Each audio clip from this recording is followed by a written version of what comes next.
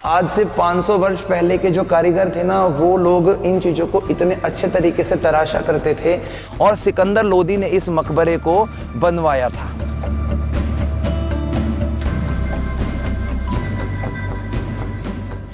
नमस्कार दोस्तों, मैं हूं विक्रम और आज मैं अपनी टीम के साथ में एक बार फिर से ऐसे स्थान पर पहुंच चुका हूं जिसके इतिहास को सुनने के बाद में आज आप महिला सशक्तिकरण का एक बहुत अच्छा एग्जाम्पल देखने वाले हैं। दोस्तों, आज मैं आप लोगों को दिखाने वाला हूं मीर-ए-मीरान यानी कि सिकंदर लोदी की बहन सुखाना की कब्र के बारे में। और दोस्तों, इसका क्या इतिहास है, क्या इसकी जानकारी है, वो सब मैं आप लोगों को बातें बताऊंगा यहाँ पर।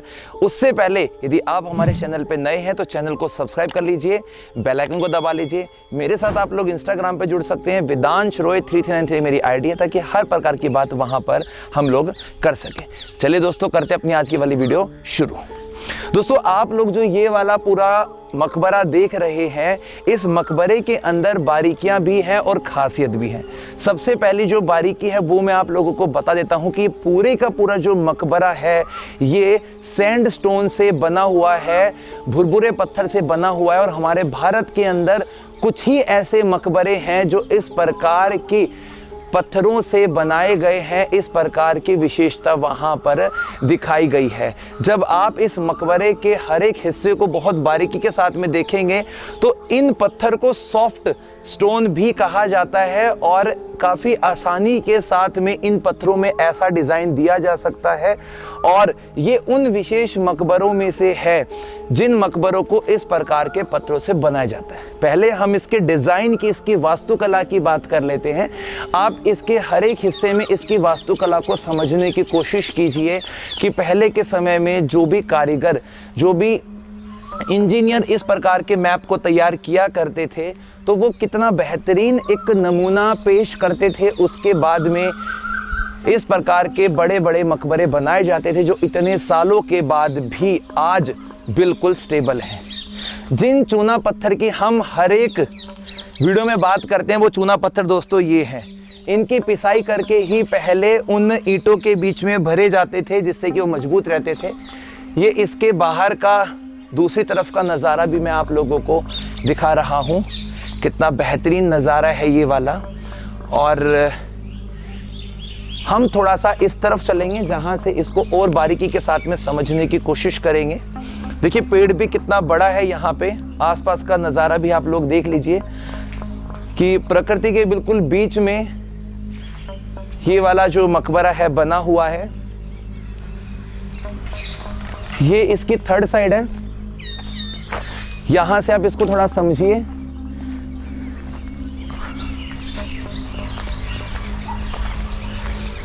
जब आप इस दीवार पे देखेंगे तो आप लोगों को बीच बीच में यहां पर नीले रंग के पत्थर भी थोड़े बहुत दिखाई देने वाले हैं। उस चक्र को हम अभी देख रहे हैं यहाँ पे कि कितना बारीक तरीके से इस डिजाइन को यहां पर कुरेदा गया था।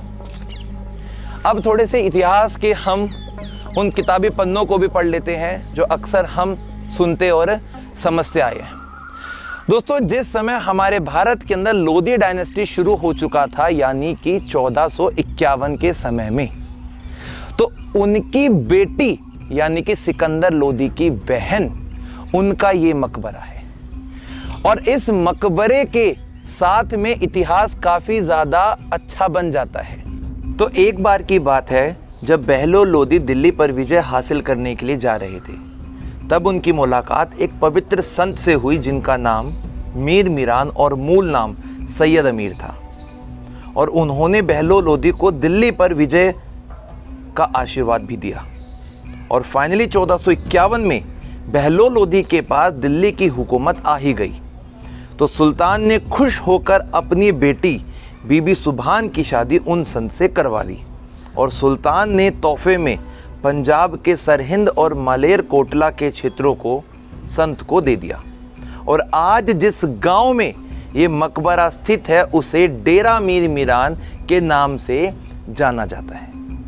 और इस पूरे मकबरे के अंदर हम लोगों को 5 शिलालेख इंस्क्रिप्शन भी मिले हैं जिनके अंदर इस बात की पुष्टि होती है कि ये मकबरा बहलोल लोधी की बेटी बीबी सुभान का है।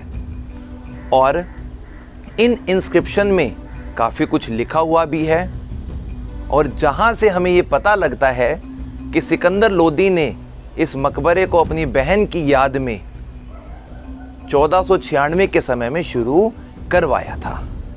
थोड़ा हम आगे की तरफ चलेंगे और वहाँ जाकर इसके अंदर वाले भागों को भी देखने की कोशिश करते हैं।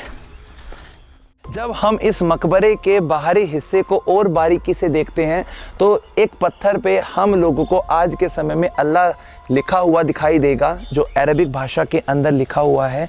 बहलोल लोधी का जो परिवार था वो पूरे का पूरा अफ़गान से बिलोंग करता था और बहलोल लोधी की 2 बेटियां थी, सुभान और आयशा। एक का संबंध पंजाब सरहिंद से पड़ता है और दूसरे का जो संबंध देखने को मिलेगा वो दिल्ली में आपको उसका इतिहास देखने को मिलेगा। अंदर हम लोग चलते हैं और बाकी चीज़ों को अंदर जाके हम लोग देखेंगे कि यहाँ पे आज कैसा कंस्ट्रक्शन बना हुआ है, कैसा क्या है। सबसे पहले हम लोगों को यहाँ पर ये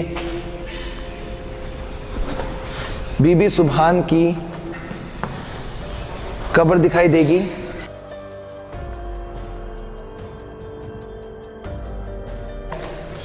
और आज लोग यहाँ पे दिए वगैरह जलाते हैं।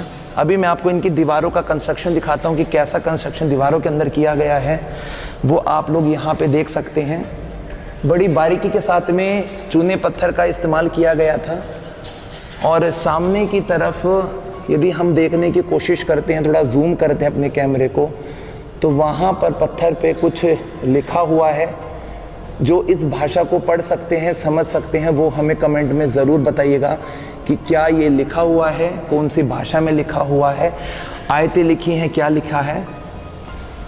और दोस्तों, इस पूरे के पूरे मकबरे के एक हिस्से में आपको मैं एक विशेषता दिखाता हूँ।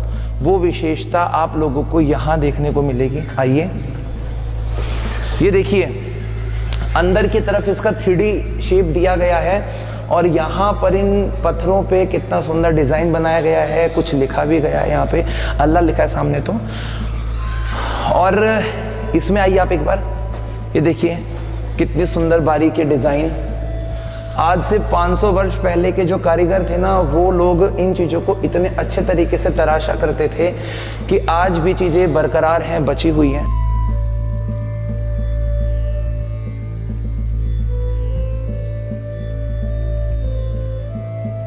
यहाँ पर हम लोगों को वीडियो बनाकर बहुत अच्छा लगा और यहाँ पर यदि आप लोग आना चाहते हैं तो आप लोगों को सरहिंद के तलानिया गांव में आना पड़ेगा। और आने के लिए आप खुद के व्हीकल का प्रयोग करेंगे तो ज़्यादा बेस्ट रहेगा, क्योंकि बस वगैरह यहाँ पे नहीं चलती हैं। और सबसे मेन बात दोस्तों, ये वाला जो पूरे का पूरा मकबरा था, इसका इतिहास आज से तकरीबन 500 वर्ष पुराना था।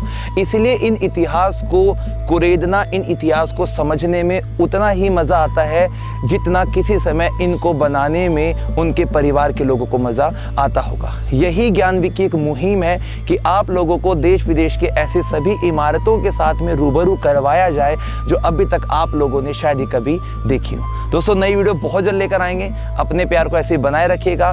जय हिंद, जय भारत, सत श्री अकाल।